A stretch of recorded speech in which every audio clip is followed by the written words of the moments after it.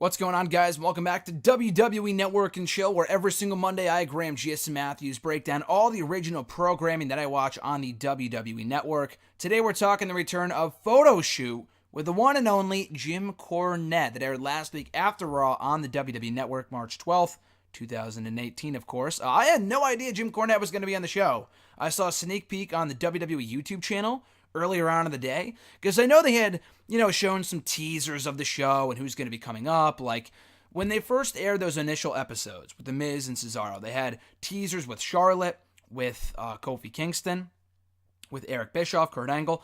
They have since aired the Charlotte, Bischoff, and Angle ones, not yet the Kofi Kingston one, which I cannot wait to see, if only for his criticism, his comments on the early Jamaican gimmick from 2008. But no, I thought we were getting Kofi Kingston. On this episode, we got Jim Cornette instead, which was a pleasant surprise.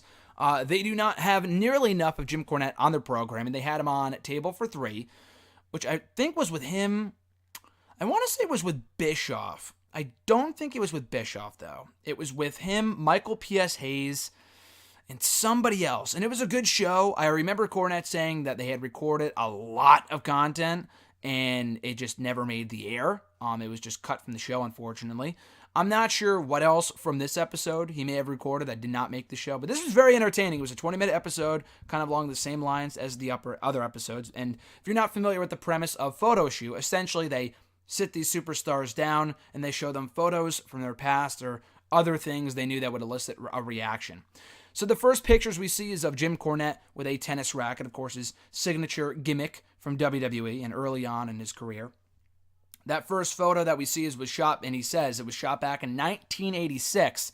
He says he still has that attire. The fan made him the tennis racket cover, which was pretty interesting. He said that managers always carried something, and he wanted to be different. So he watched some old movie, and he took the tennis racket from some rich boy in the movie, and he thought it would be a great item to get over as a heel, because he knew people would see that and immediately hate him.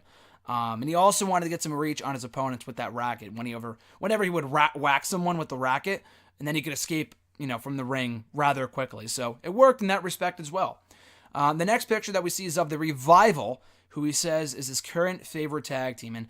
And as soon as Jim Cornette came back for the Hall of Fame last year to induct the Rock and Roll Express, I was holding out hope that we would see Jim Cornette at least accompany the Revival to the ring, if only for one night, at TakeOver Orlando last year.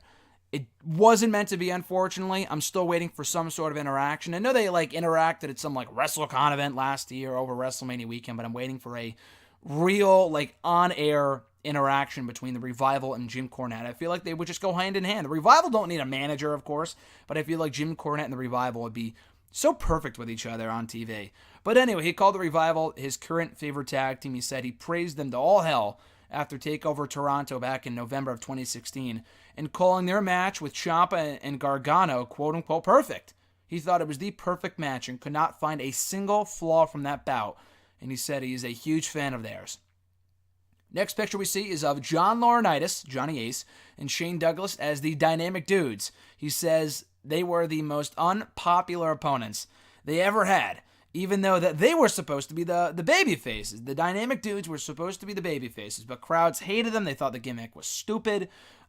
He then shared a story about someone bringing a sign to one of the matches, to one of the Midnight Express, or Rock and Roll Express. No, the Midnight Express matches against the Dynamic Dudes. The sign said, "Johnny sucks Shane's dick." Obviously, they blurred out the dick part of his story, but that was pretty funny. He said he loved Shane Douglas, but he was stuck with a bad wrestler in regards to Johnny Ace. Ouch. The next picture we see is of Mantor. He said he was a nice guy. We hated to kind of poop on because he was a nice guy, but the gimmick was terrible. He said the whole thing was a rib on Cornette, that the gimmick was that he was a half man, half beast, and that Bruce Pritchard came up to him earlier on in the day before the debut of the character, telling him that he'd be managing Mantor. The match that he had was terrible on that episode of Raw, or Superstars, whatever it might have been.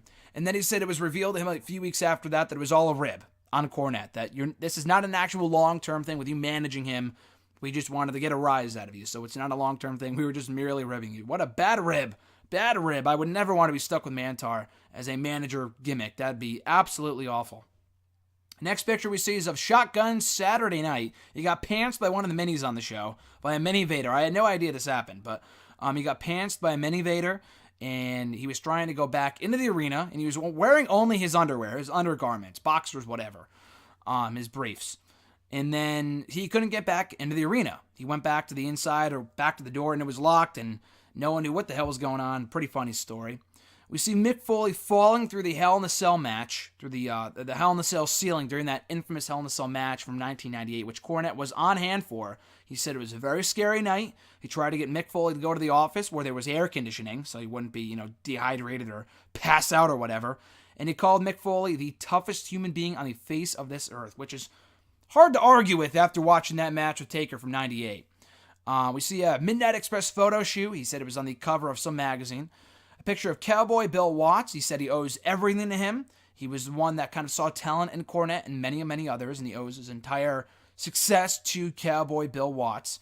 On the other end of the spectrum, we see a picture of Jim Herd, who he calls the Grinch that stole wrestling. An absolute buffoon, he says, that he took over a company that was doing business and dismantled it when he ran WCW or NWA, I believe it was WCW, and he ran off a number of talent, including himself and many others. We see the aftermath of the Scaffold match, the Skywalker's match, from Starrcade 1986, and the timing of this could not be any better because I just talked about this last week on WrestleRant. I watched that pay-per-view before I watched this, like a week or so before. So it was interesting that this came up on this episode. That I remember saying at the last week when I recorded that review, that it was an absolute dumb match to do, absolutely ridiculous, so asinine, just absolutely stupid. It was stupid. What a dumb match to do with the risk of injury and even death. It was stupid. Though he did say it drew $1 million gate, the first and maybe only $1 million gate NWA ever had. And that it was a memorable moment, but not a fun night, to say the least. He wanted to do something that would be forever remembered, and he knew that a lot of people would see it, and that was the only reason why he fell from the structure, on purpose. He said that he blew out his right knee and tore the ACL, and he was out for a while after that. And he said it was worth it because a lot of people saw it, at least. We see a picture of Louisville, which he mixed up with Charlotte, North Carolina, which was funny. And he starts, beating himself up over that. He said that he was born there. He still lives there. Shares some stories about Louisville. We see a picture of him with Vader. The first photo shoot they ever did was with the picture they showed here. He said he was happy to be there, except he wished he could have been a few feet further away from Vader, if only because he did not put his deodorant on that day when he did that photo shoot with him. But he had said that it was a good partnership for a while there in the early WWE run of Vader.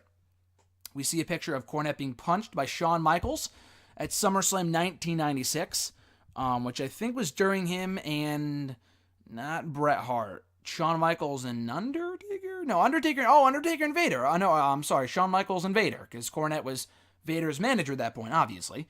How could I forget that? Anyway, so he said that he hurt himself on the fall to the ground. He didn't know what kind of bump he was going to take, so he tried to, spin in midair, and in the end, he ended up getting pretty hurt, and it was, all swollen, his leg or his knee, whatever it was. He didn't want anyone else to know that he was hurt, audience-wise, because he had to work a match, I think the next day, for, a taping for one of those in-your-house shows, where he wrestled Jose Lothario. So he patched it up, and no one ever knew he was hurt. Amazing. We see a picture of him getting attacked by The Undertaker. It was around Christmas time, 1996, that led to the end of his managerial career. And he said getting tombstoned by Undertaker was the coolest bump he ever took. And he's took a number of bumps, but that was the coolest of them all. We see a picture of Bobby the Brain Heenan. He said he was the first manager he ever saw. He said he stole a lot of his stuff and becoming a manager himself later on. And he called him the greatest manager in the history of wrestling.